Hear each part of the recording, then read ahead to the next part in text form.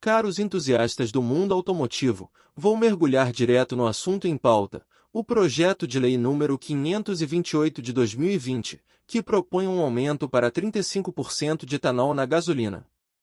Mas o que isso implica para os veículos movidos exclusivamente a gasolina? Essa mudança terá impactos notáveis?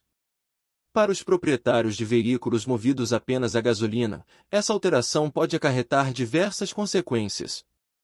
O etanol, com um poder calorífico inferior ao da gasolina, possui cerca de 5.380 quilocalorias por litro, em comparação com as aproximadamente 8.325 quilocalorias por litro da gasolina.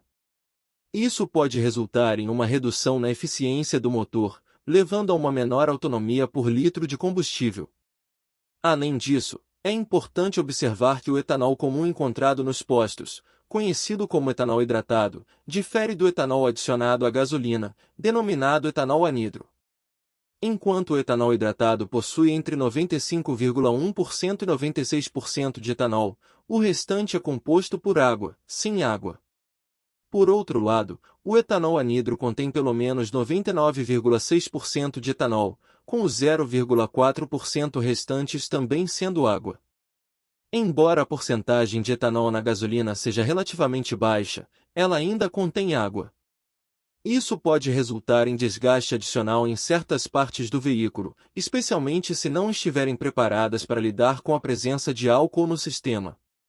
É importante mencionar que o etanol em si, seja hidratado ou anidro, não causa corrosão. No entanto, quando o combustível permanece no tanque por um longo período, pode se deteriorar e se tornar ácido acético, o que pode levar à corrosão de componentes metálicos do motor. Para os veículos flex, que podem operar com álcool ou gasolina, os ajustes são feitos automaticamente pelo sistema de injeção, adaptando-se à nova mistura de combustível. No entanto, para os veículos exclusivamente a gasolina, podem surgir problemas de desempenho, como falhas de ignição ou dificuldade de partida. Aqueles que possuem veículos movidos exclusivamente a gasolina devem estar cientes de que problemas podem e vão surgir, devido ao aumento do teor de etanol na gasolina. A manutenção regular, incluindo a troca de óleo no momento adequado e a verificação dos sistemas de ignição e injeção de combustível, pode ajudar a minimizar esses problemas.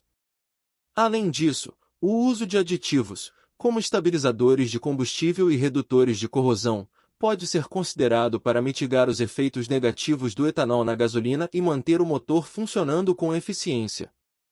Em resumo, o aumento do teor de etanol na gasolina pode e vai representar desafios para os veículos movidos exclusivamente a gasolina.